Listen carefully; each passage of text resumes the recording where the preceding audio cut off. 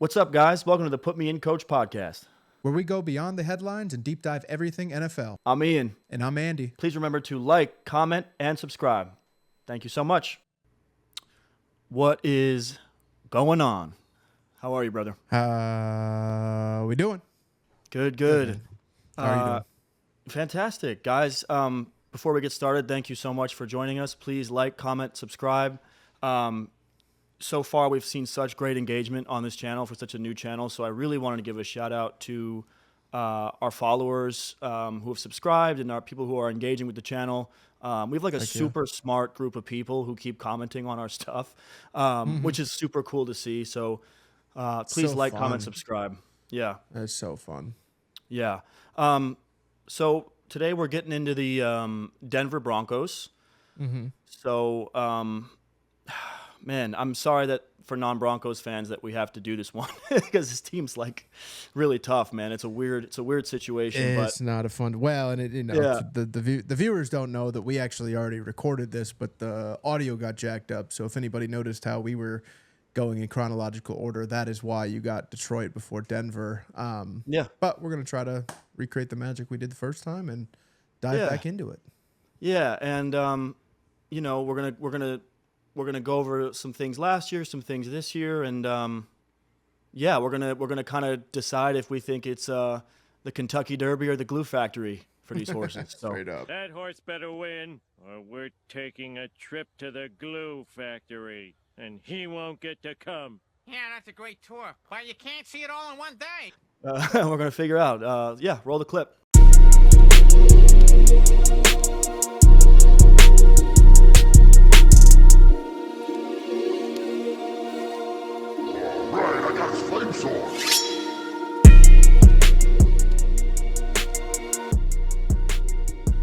All right, man. Welcome back. As tradition goes, I guess, we're going to start with a recap of last year's team.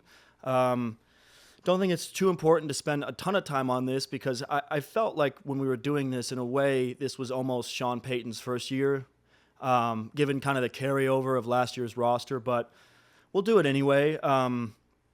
Team went 8-9, finished third in the division. Really, it was an interesting season for them because it was kind of one of those tale of two seasons situations. Started off 1-5, including a 70-point, a 70 burger against Miami. Definitely felt like the worst team in football through 6 games, and that was pretty crazy to witness because we had some high hopes for Sean Payton.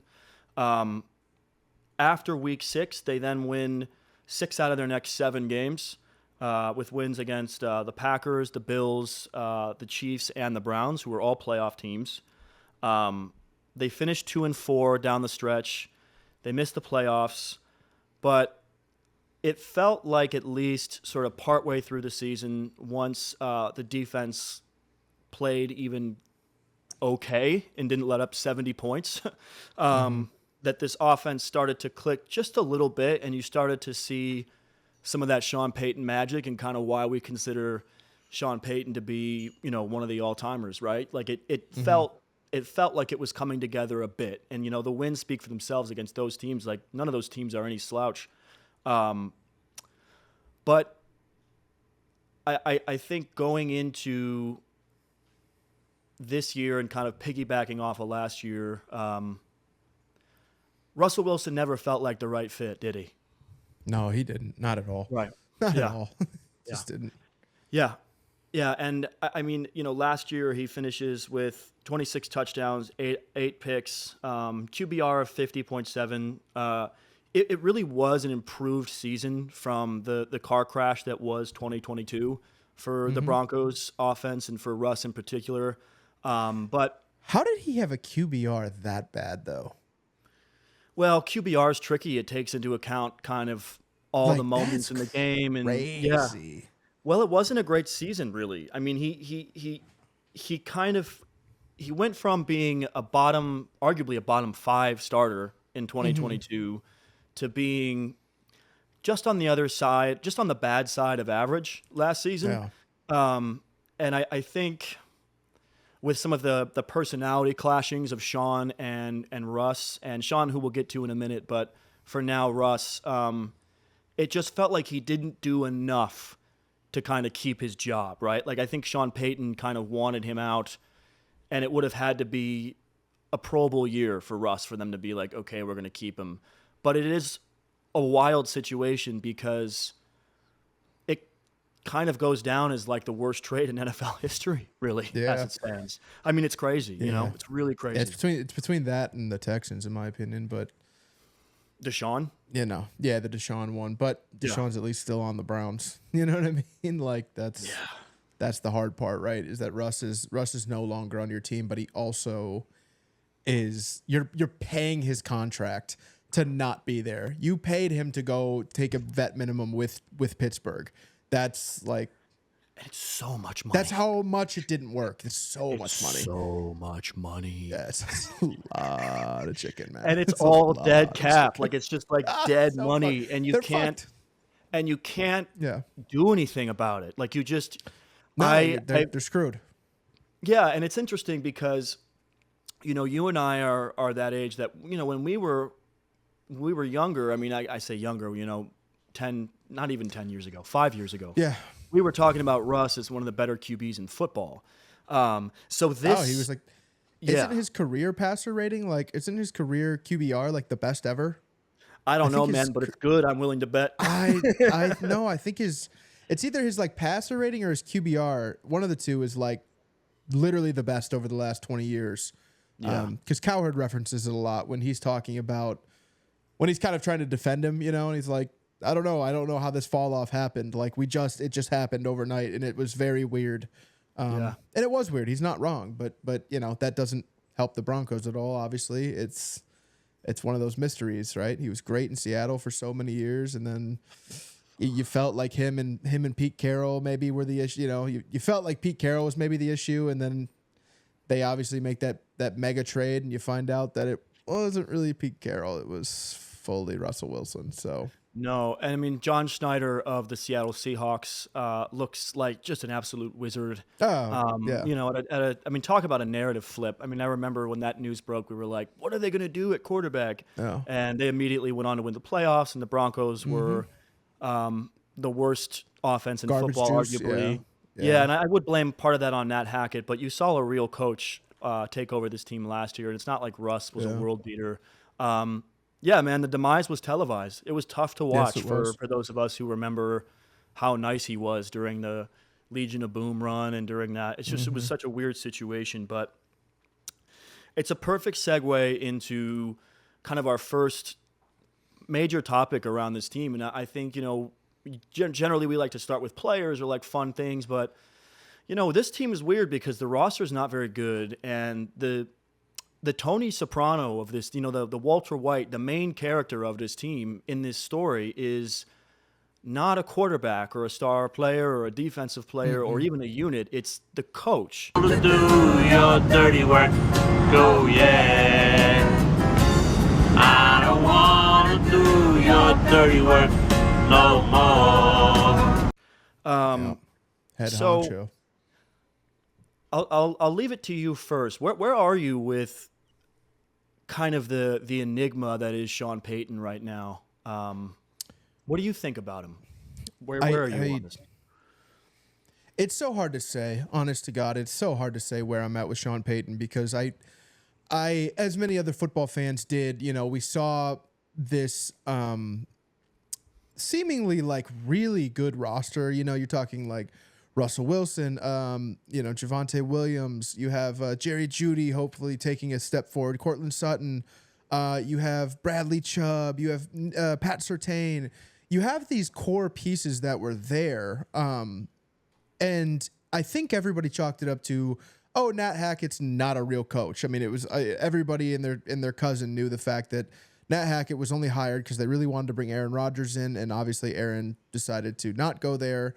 And it kind of, you know, they were kind of left with egg on their face. So they had to just roll forward with Nat Hackett.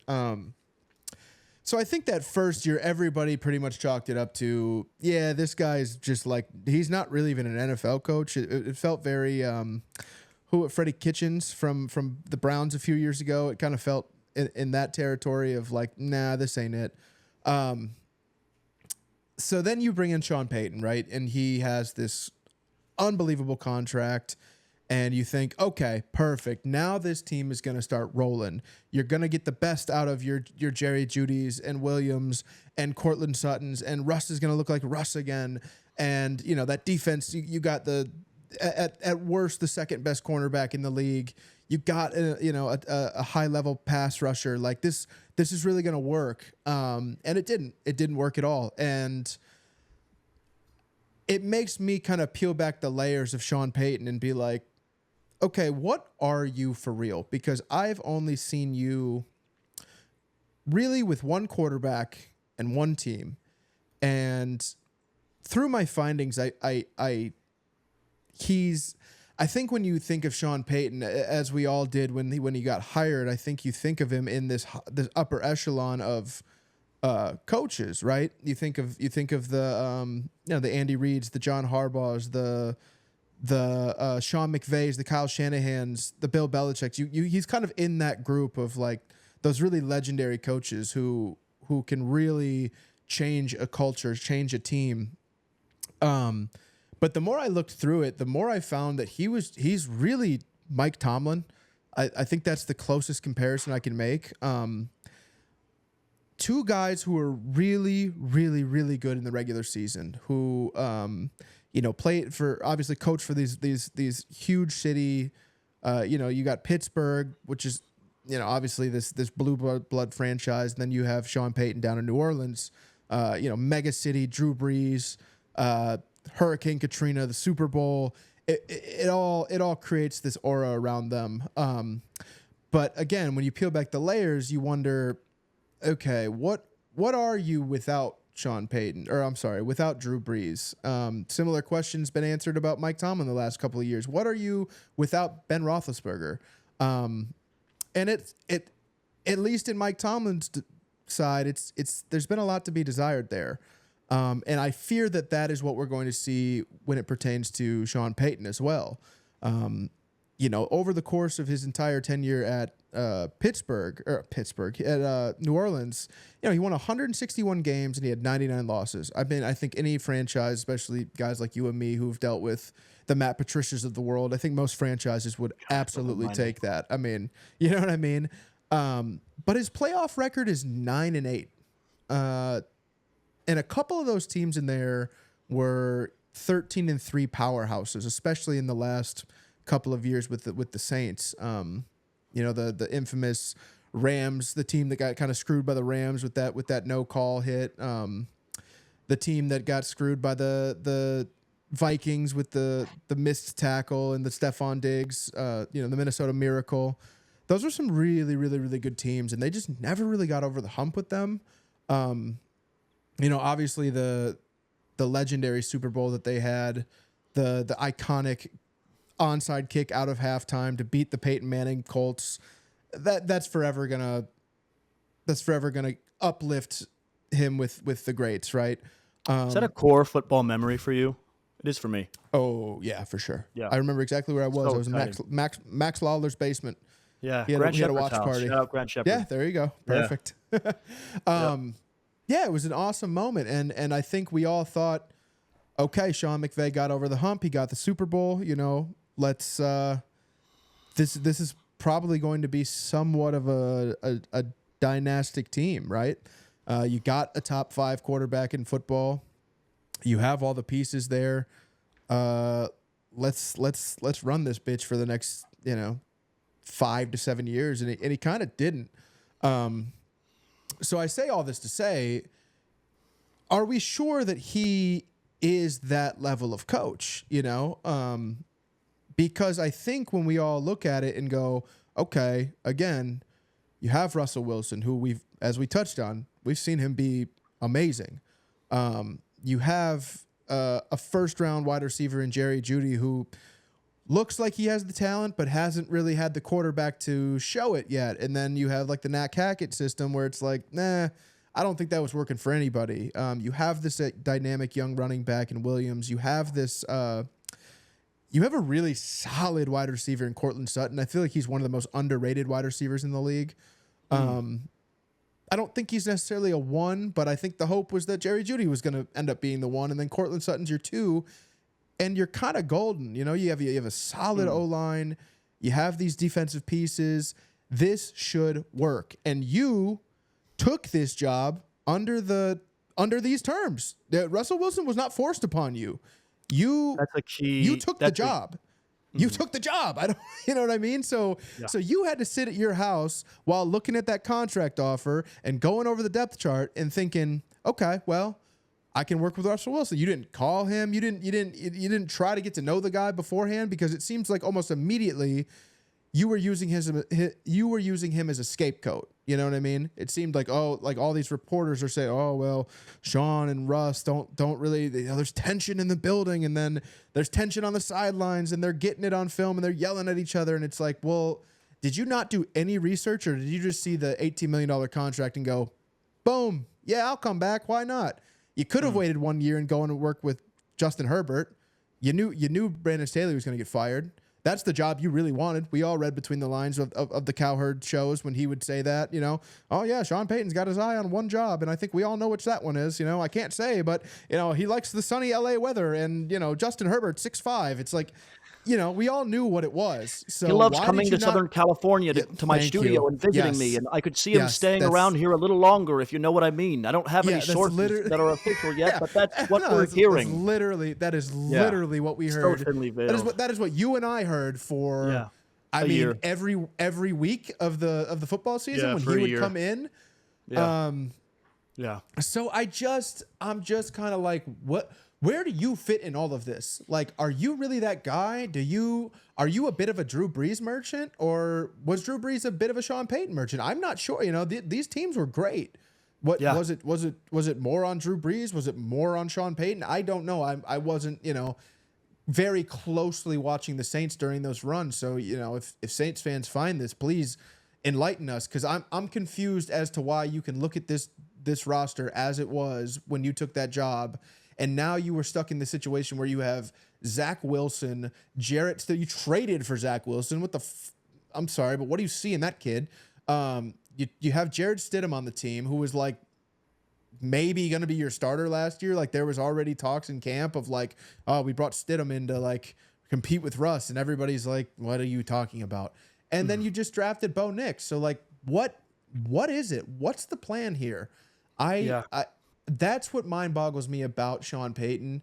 I think if he would have just stayed retired, the lore is alive and well, right?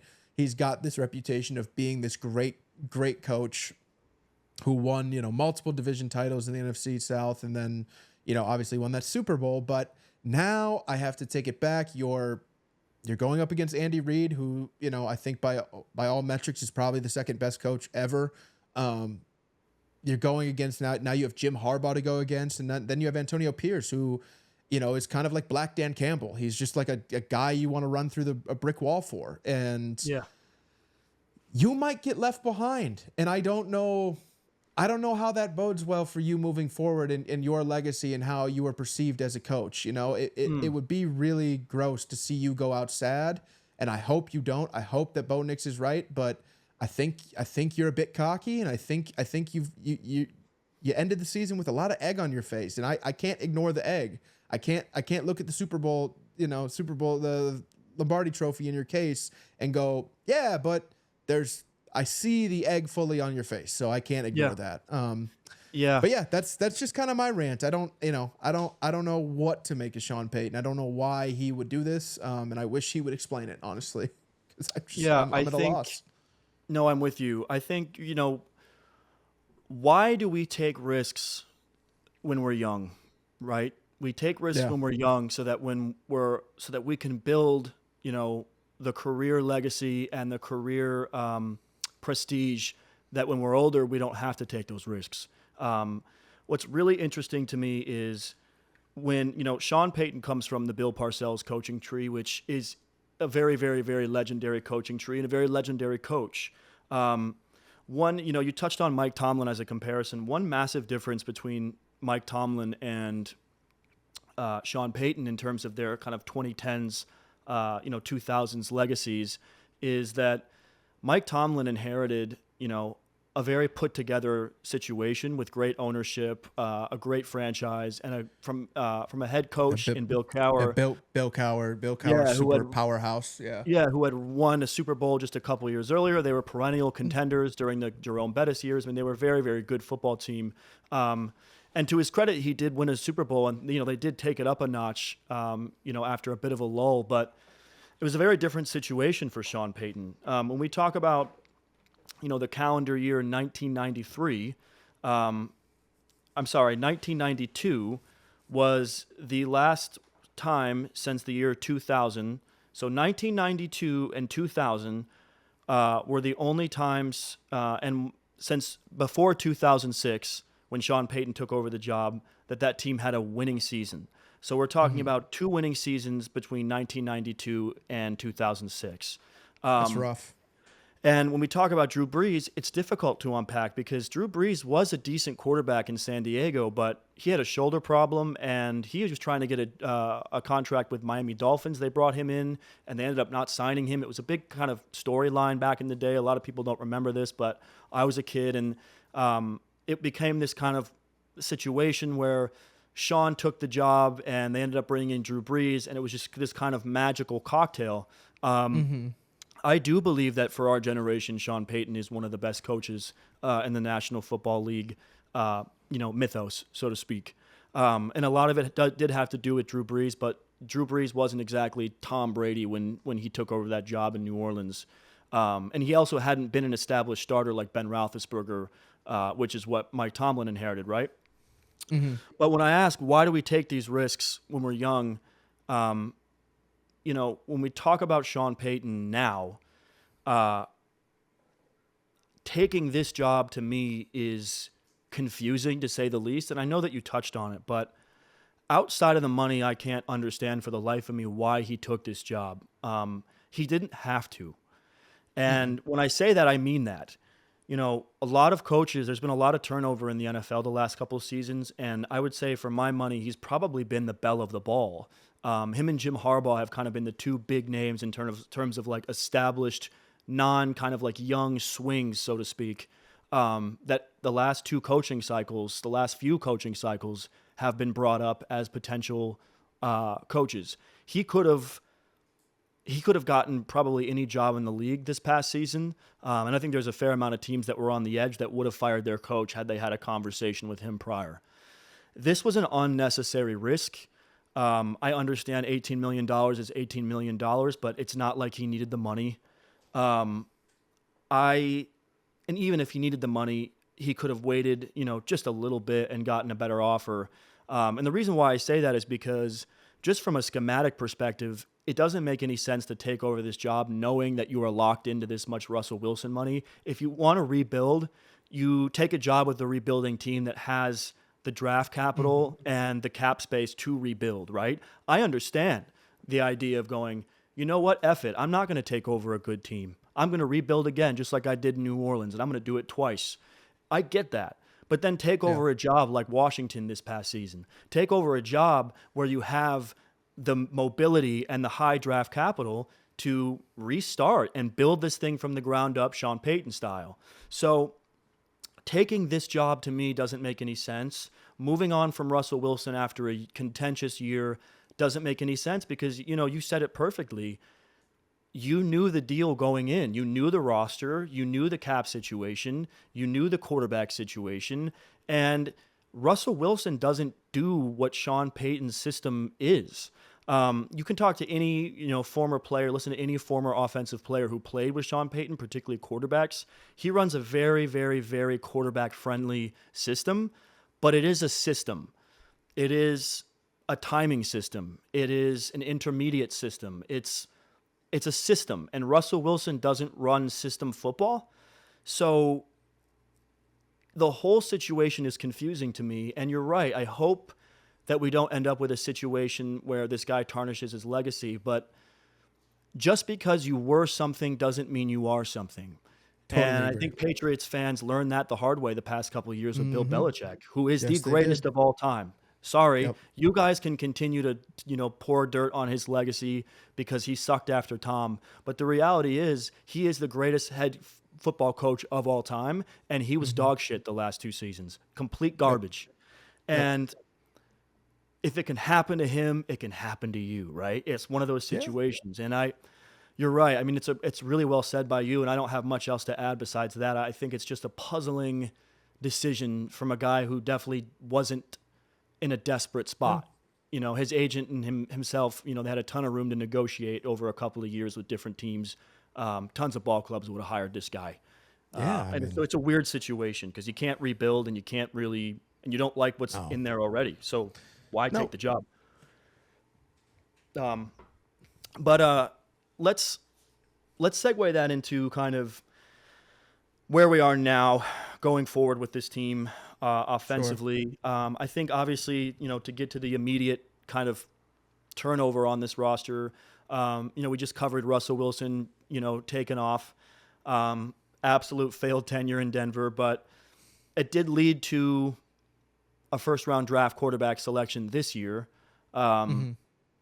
which I feel like Sean got kind of lucky to get. What were you going to do if you didn't have a top 10 pick? Doesn't matter. But they draft Bo Nix.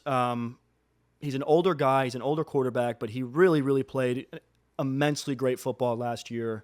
For my money, I think he's a much better fit for Sean Payton's scheme and his offense and what he likes to do. I'm not going to compare him to Drew Brees because Drew Brees is an all-timer, and it's frankly ridiculous to do that before a guy's taking a snap. But the traits are similar in terms of what they do well, right? You can at least see it in the way that you never really could with Russ because Russ doesn't do what Sean does. So what do you think about Bo Nix? I know that you kind of, when we did a draft thing, you kind of had a lot of good things to say about your thoughts on his rookie potential. So why don't you spill some of those? Yeah, I think Bo Nix. I think the biggest thing that we see with Bo Nix that nobody's talking about is that, obviously he was the last quarterback taken out of those top 5 that were so sought after, whatever pre-draft stuff. You have Caleb Williams obviously went 1, and he's got Matt Eberflus, who's a defensive head coach. You had Jaden Daniels go 2, Dan Quinn, defensive head coach. You have Drake May go 3, Gerard Mayo, defensive head coach. You have Michael Penix go 8 to I'm sorry, what is Raheem Morris? Is that their coach's name? The new coach for Atlanta? Yeah. Mm-hmm. So defensive head coach. You have JJ McCarthy, who goes to Kevin O'Connell, who's obviously an offensive coach, but seemingly he's not going to play this year. And he probably shouldn't. I'm not sure he was NFL ready. So that lands you to Bo Nix. He's the last quarterback taken out of those main 5, and he's got the only offensive coach seemingly, if, obviously Sam Darnold ends up playing QB1 for the Vikings all year. So I think that gives Bo Nix a huge leg up. Kid's 24. He had 5 different coordinators every year in college.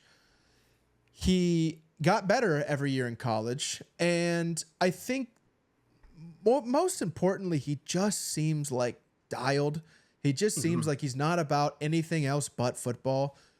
He got married, which I think shows a lot of who you are if you're getting married that young. You're able to commit. You're not somebody who overthinks things. And he's going to a system that should, as you touched on a second ago, it should benefit his play. I know everybody wanted to write him off just because of age. It was kind of like, but Penix and Bo Nix are, don't worry about them. We want Caleb and Jaden Daniels. They're younger. And it's like, yeah, but I don't know, man. Bo Nix was balling last year. He was just good. He was really good. He had 37 touchdowns and almost 4,000 yards and had Oregon within 1 game against Michael Penix to be in that playoff conversation. And, if the game fall, I don't know if you guys watched it, but I watched both of them. If the couple of balls go a different way, that's Oregon's game. And neither of those games were blowouts. It just kind of felt like in both of those games, whoever had the ball last won. and it just ended up being Washington. So I think Nick's is a great fit for a Sean Payton system in Denver. There'll be growing pains, as there is with all rookie quarterbacks, but I wouldn't be shocked if we look forward, 9-10 months from now, and Bo Nix looks like the best rookie quarterback. Does that mean he's going to have the best career? Probably not, but I do think he's in the best coaching situation. Obviously, you look at Caleb, and he has like all these amazing weapons. Jaden Daniels has some good weapons too. Might have another one coming to town soon. Yeah, no kidding. We'll see. And if yeah. It was just a no, their talks are good. Their talks are good. It has nothing to do with anything. They're just friends. Oh. Yeah. Ass. Mm-hmm. By the way, just side note, I've been ahead of this Ayuk thing all season, so you have tune in on the off season next year. I'll do my best to keep the updates going. Go ahead though. But yeah, I mean, just to end a long-winded rant, I think that it sucks because I think when you look at his weapons, he doesn't have any really. But they drafted Troy Franklin in the 4th round, who obviously he had a great connection with in college. You have Cortland Sutton, so it's not nothing. It's not nothing. I think if he can just dial in and do what coach is asking him, which it seems to be, that's his personality, that's his type, and that's what Sean Payton loved about him. I think there's a world where we're looking forward and we're going, we're at the halfway point in the year and we go, yeah, I mean, we've seen flashes from Caleb and we've seen flashes from JD5 and, Drake May has struggled a bit and JJ McCarthy hasn't seen the field and neither is Michael Penix, but man, that Bo Nix, he's quietly balling over there in Denver. Like, they only have 4 wins, but look at his numbers. You know what I mean? So that's just how I feel about it. I think it's a good pick. Yeah, it's interesting. I mean, we've touched a lot on Caleb Williams, and we're Lions fans, so we're paying attention to other teams in the division, and obviously the Bears have been kind of the belle of the ball this offseason and kind of the talk of the town. We'll see. Yeah, we will see. We'll see. Yeah, we'll see. Hey, listen, we'll see. But he's kind of, from a personality perspective, the anti-Caleb, and I touched on it in a very early episode we did. I don't even know if we ever even aired it, but I think we did. But I think for me, as a diva fan, as a personality fan, franchise quarterback to me is kind of the one position that I don't really care for it. And I like the fact that, like you said, Bo Nix is like a married family, football first, like, kind of a classic like football god and family type of guy. Yeah. I think that's really cool for a young franchise quarterback taking over really a rocky situation. They don't need a personality to come in there and disrupt. They had that in Russell, honestly, and it backfired. So I'm with you. I think Sean Payton's personality and ego is enough for a whole roster. I don't think that we need, some slick hotshot quarterback trying to come in there and run the show. I think it's a much better fit personality-wise too for the Broncos and what they're trying to do. And in terms of the big knock of like, oh, he doesn't have the cannon, the cannon attribute on Madden. Like he can't throw the ball 80 yards off his back foot. It's irrelevant. He threw the ball downfield, 50, 60 plus yards consistently at Oregon. Yeah. And NFL teams don't do that, frankly. No. Like NFL teams don't run Hail Mary streaks. So whether or not your quarterback can throw the ball 70 yards is not relevant ever in a game. Sure. Yeah. So the fact that he throws an accurate deep ball 50 yards plus, and that's, to me, give me accuracy well over being able to throw 80 yards, I want to use this as a segue to kind of go into this because you did touch on a couple guys, just this offensive unit in general. I think one thing that we kind of kept running into when we were researching this team is that this roster just kind of sucks ass. No disrespect. Like, you know what PFF I mean? Like, just ranked hey. at the dead last roster Yeah. in the league, and I And you know, when I'm looking at these other ones, I'm like, I can't necessarily disagree. yeah, no, Like it's that's the just yeah. not great, you know. That's the thing. You always look at the last ranking, right? And you're like, oh, that's not fair. But then you kind of like I was thinking about it in terms of the context of these episodes we've done. And Grant, we've only done, I think 10 or so teams at this point. Yeah. It's definitely the worst roster we've done so far, for sure. Easily. And so it might be the worst in the league. It's hard to say. It lacks go a ahead. lot of star power. I think That's- that's, so that's- like the biggest thing. Yeah. That's the complete issue. Starting with the good of this offense, and it's almost like the good with the bad. I mean, nothing with this team is just good, and that's what's weird to me. It's Yeah. like almost every time you almost have to say "but" at the end of it. Yeah. Definitely having Garrett Bowles at left tackle as a solid franchise left tackle is huge. Yeah. You and I know this.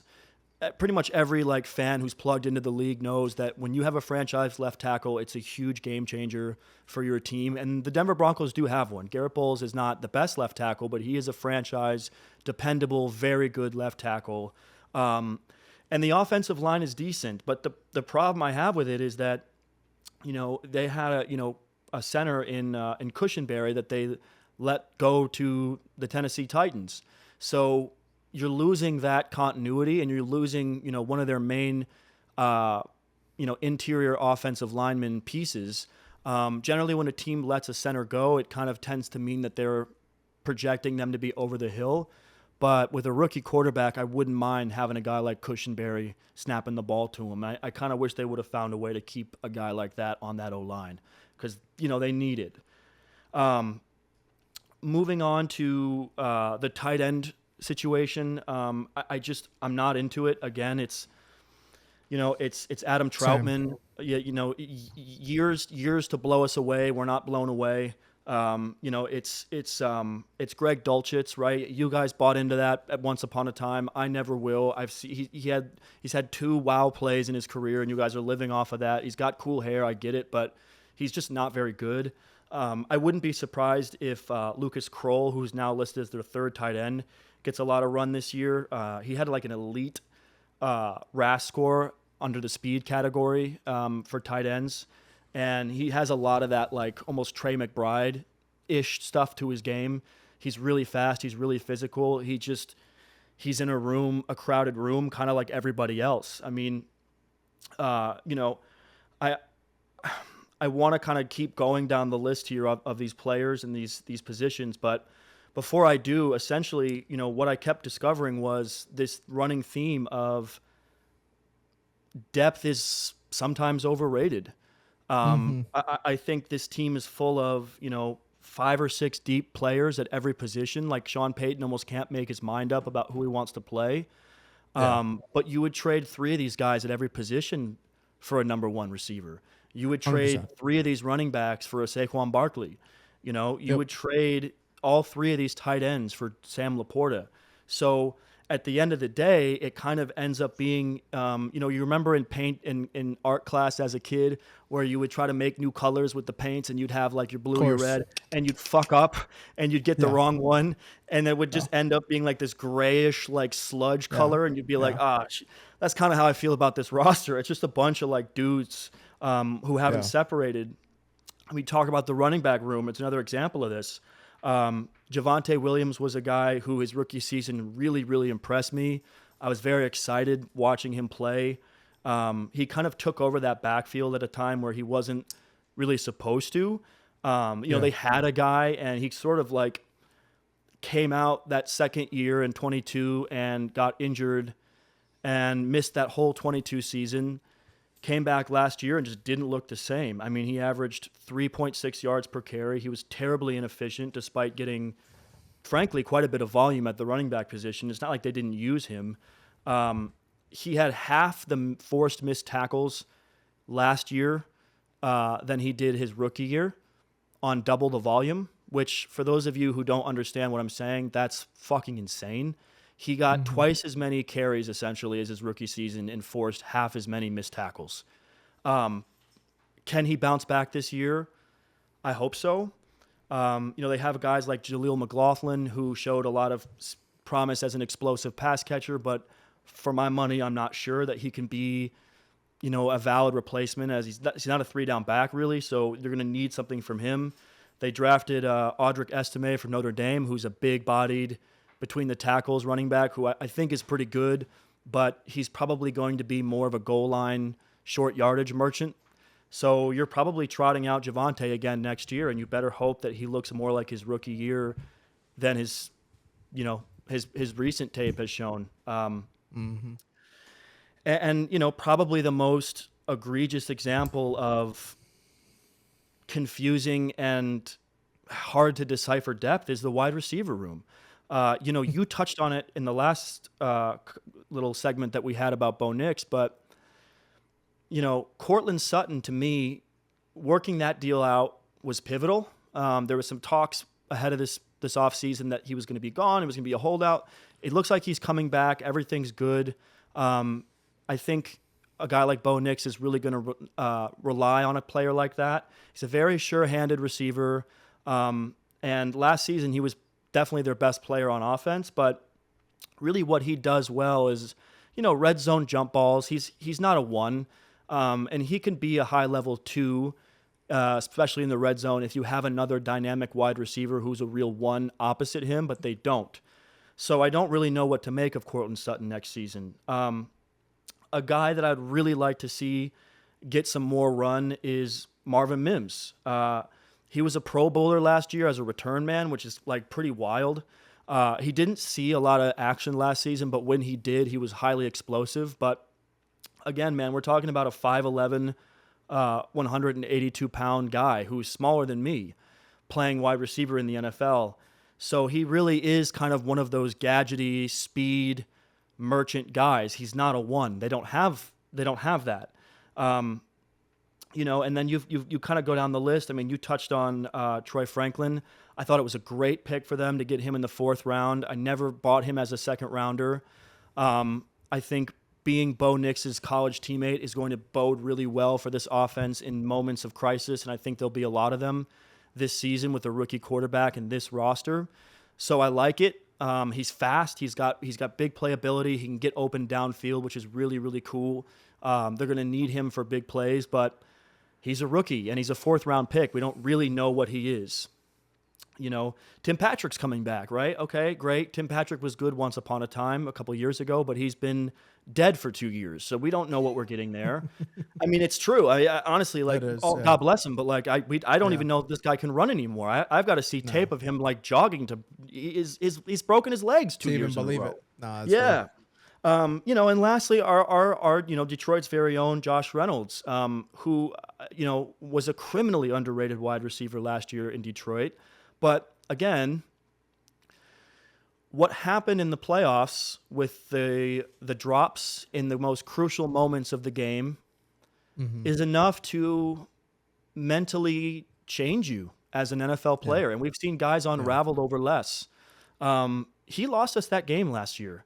And to be coming into a new team, a bad team from a good team and a good culture with confidence low, I don't know what to expect from Josh Reynolds, frankly. And it's a mental thing. I know he can play, but is he going to come into that situation with that quarterback downgrade, that offensive line downgrade, those weapons downgrade, that culture downgrade, that winning downgrade, and ball next season? Frankly, I don't see it, respectfully, So I appreciate, the indulgence on the long-winded take, but I say all this to say I lay out all these players to lay out an overall theme that's a great concern to me, and that is, who are your guys? When you're going into a season, particularly with a rookie quarterback, the fact that I just feel like this is a roster full of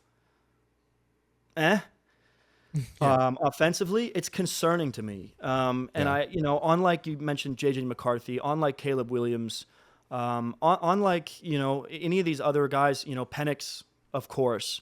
Unlike Jaden Daniels, really, honestly, there are no established star players on offense at all, none. And to me, that is, it's a fear of mine, you know, and we've seen Sean Payton be a kingmaker. I mean, you think of like Devery Henderson and these guys back with the Saints days, you know, Marcus Colston, these players that weren't special until they were with the Saints. So he's going to have to work some of that magic because I mean, like I looked at this roster, man, there's just really a whole lot of, you know, mid-pack going on. It's ass.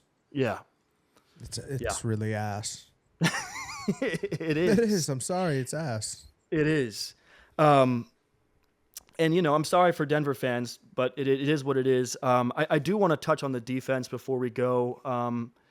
Let's start, you know, I'll touch on Vance Joseph, who comes back as the defensive coordinator. And, you know, he's a bit on the hot seat. He turned things around midway through last year and kind of brought them back to league average, which is what I expect this year from this defense, to be an average defense. But a lot of people felt like he was going to get fired early on in the year with how bad that defense was playing for the first 6 games. When we go through this defense, it's similar to the offense in the sense that it feels like it's lacking pieces. But there's one thing that it's not lacking, and that is a cornerback one. So what do you expect from their very, very dominant cornerback one this season? Pat Surtain. A trade request? Like, I don't know. Like no, Pat Surtain he's unbelievable, right? Like he's I have the stats here. I mean, okay, so he plays all 17 games last year, 53 tackles, you know, 42 of those solo tackles, 3 interceptions, 14 passes defended, 1 forced fumble. I mean, Pat Surtain's a freak, right? I think the only person that anybody would take over Pat Surtain would be Sauce Gardner. That's the only cornerback that even has an argument over Pat Surtain, and I'm not even sure that even counts. You know what I mean? I think Surtain's even better. I was screaming to the high heavens for Brad Holmes to go get him this offseason because you just feel like it's coming, right? You just feel like there's going to get frustration at some point. It's like, all right, I need to get out of here. This defense reminds me of something that you and I talk about a lot, particularly a lot in the early to mid 2010s, which was the Detroit Lions fake stars, you know? Yeah. Yeah. Who are any of these guys? And I know that like you guys. Well, are I'll get tell you comments. one of them. Yeah, sure, please. They got a guy named. Can't be Pat Surtain. No, it's not Pat Surtain. I do like their edges, Nick Bonito and Baron Browning. I think particularly Browning has showed some flashes. They drafted him a few years ago from OSU. He's actually like a breakout candidate for me this year defensively on the edge. Yeah. But you know who I like in those guys too, kind of, to be honest with you? Who that? They're like the Ziggy Ansahs of the Denver Broncos. That's what I mean. It's fake. It's like, fake these stars. guys are okay, and they're yeah. trying to sell us this thing of like, oh, these guys are going to be ballers this year. No, it's DeAndre Levy. It's Ziggy Ansah. I mean, we've dealt with it for years. It's even Malcolm Rodriguez, right? It's like, no, hush. I'll take it to even like a Denver example, so Broncos fans can kind of like pick up what we're putting down, because I completely agree with your analogy. This defense with Pat Surtain reminds me so much of like the mid to late 2000s Broncos defenses with Champ Bailey at corner, where it was like every year. I know you know what I mean, from like, it was like 04, 05 to like 09. Yeah. And there was like a huge stretch of time where we considered Champ Bailey a top 1, 2, 3, 4, 5, depending on the year corner. 100%. And he was disgusting. Champ Bailey was so nice. He was so good. Good. If you watch back then, like, you knew he was a dog, and it just felt like every year all he ever did was like save a mediocre defense to be like league average. I mean, they had a couple of decent years with like Jake Plummer, but it wasn't until much later on with the Peyton Manning Super Bowl run that defense like came together really. Yeah, the sheriff. Von Miller came to town, and I mean, that was way after the fact. That's that's almost a decade later after like what I'm talking about, which is Champ Bailey being as good as Pat Surtain is. And like I said, for my money, I mean, I'd probably put Sauce ahead of him, but again, with Sauce, he's got the infrastructure created by Robert Saleh, who I believe in defensively. He's got studs all over that defense, and he's playing with an elite defense. So he's in the confines of that situation. I don't really know what to make of this defense this year. I mean, they added guys like Jonathan Franklin Myers from the Jets. I do like him. Like I said, I touched on Browning, who's got a lot of speed and athleticism, as does Nick Bonito on the edge. So I do kind of like some pieces on their like edge and line. Sure. But again, like, you had a guy, Jaquan McMillan, last year who was a really good slot corner for like part of the year. He showed some flashes and then kind of tapered off. Their cornerback 2 is literally like a guy they picked up who was like, I don't even remember. He was from the Pittsburgh Steelers. And, it's, again, as a Lions fan who got Cam Sutton, like generally when Pittsburgh throws you their extra DB, it's not a come up that you think it is. No, facts. And so when I look at this safety group, which sucks, and I look at this cornerback spot outside of Surtain, and I look at these linebackers, it leaves like a ton to be desired, man. I don't know, man. I'm not seeing it. I'll be a buck with you, man. I'm not. I think it's going to be. No, I'm not either. A 15 to 19 ranked defense. I don't think it's going to be horrible. They've got a couple of players, but I don't see them being good enough to keep this team competitive because I think their offense is mid. That's funny, man. Fake stars, yeah. Yeah, you guys are in fake star territory. That's a bummer. Like fake star territory. You're gonna be wearing. We lived in it. We lived in it for so long. Is Surtain like the only jersey you can buy as a Bronco fan right now? Like that's like the worst place to be. Like when we were Lions fans, it's that or Bo Nix. I would think that those would be the two. When we were Lions, but yeah, it's like he's a rookie. Like maybe after this year you'll start buying the Bo Nix, but like you don't even know what he's gonna be yet, right? It's like it reminds me of like the post Calvin Stafford era in Detroit, where it was like if you didn't have a Stafford jersey, you just didn't have a jersey. No, that's real. You know what I mean? That's like, super real. You just got like your one guy that's like, he's a star. It's a similar team, right? Like is Golden Tate not like Cortland Sutton? You know what I mean? Like aren't they? Yeah, just don't they kind of fit that same? Yeah, they're not really ones for real, but they like veterans. Pretend to be, and the running back room is like okay, it's like the Jock Bests of the world and the Joik Bells and the we're bringing in Reggie Bush. Yeah, literally. Yeah. No, it's a like, similar situation, man. And again, I mean, Sean Payton, you took this job. You asked for this. I don't really know what to tell you, brother. But let's close it out. Let's give these guys something to send off with. Let's give them, let's do our final predictions. Let's just give me your win totals. Where do you see this team in 2024? Probably 7-10, fourth in the division. It depends, though. I mean, it's one of those divisions where like the Chiefs are going to win it. I'm telling you that right now, so we can get that out of the way. Chargers, I think, are gonna. I think on paper everybody's gonna love the Chargers a lot. I think it's gonna take the Chargers a few years to get there. And I think the Raiders are sneaky good, but they don't have a quarterback. So if we can go back to my segment when I'm talking about Bo Nix, if Bo Nix can just dial in and run the Sean Payton system, like you guys could come in second in the division. It wouldn't shock me. You could, but it wouldn't shock me if you came in fourth. So I guess I'll just like meet in the middle at third, right? It's like I'll just go with you guys are gonna come in third. Somewhere in that 7 to 8 win total. I don't think you're gonna be trash. Like I don't think you're gonna win 3 games and pick number 1 again. Like I just don't. Like I think too highly of Sean Payton, and I think if he can get, if he can be picking 13th in the NFL draft with the roster he had last year, I don't see you guys picking top 5 this year. But 8, 9, 10, 11, depending on how some of these games fall, it might happen. Yeah. I don't know. I don't think there's tons to look forward to currently, but that doesn't mean that there's not tons to look forward to in the future. This upcoming year is going to be pivotal, and this off season is going to be pivotal. But as it stands right now, I mean, I'm not very impressed. No, I mean, I'm with you. I again, it's tricky because they won 8 games last year, so going 8-9 last year is definitely interesting. I think with a rookie added to the mix. And not Russell Wilson, I think it will be a temporary step down for ultimately a greater step up. I do believe in your coach. I do believe I do believe in your coach. That's all I got. I swear to God, that's it. I think because of that, I do think that they will go 7-10 this year. I have them winning one less game than last year.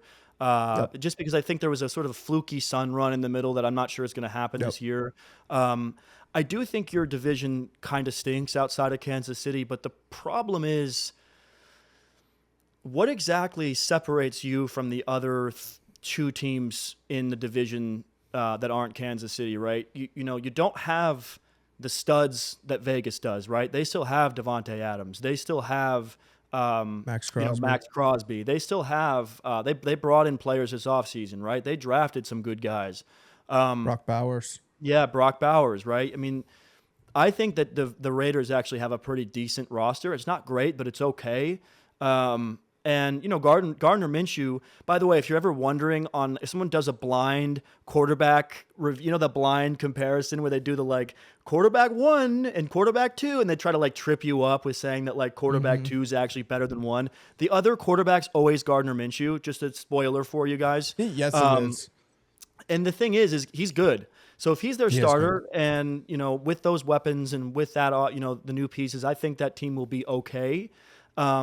I'm not a believer in the Chargers this season, you know, and we'll get to them when we get to them, which is a surprise because I am a Harbaugh fan, but I'm just not a believer in what they're doing right now. That being said, you don't have a couple of studs on the pass rush like the Chargers do, and you don't have the O-line the Chargers do, and you don't have the quarterback the Chargers do. So I just don't know where to put you guys. For my money, they're going to finish last in the division, but I don't think they're going to be a tire fire. I don't think they have nearly enough on this roster. So that's where I stand with it, honestly. Fair enough. Sorry, Bronco fans. Yeah. This Broncos year's not country, your year. let's not ride. Let's coming forth. Yeah, Broncos country, let's not ride. No. Yeah, you're going to be walking. Yeah, that's it, man. Thank you so much, guys. Please remember to like, comment, and subscribe if you made it this far.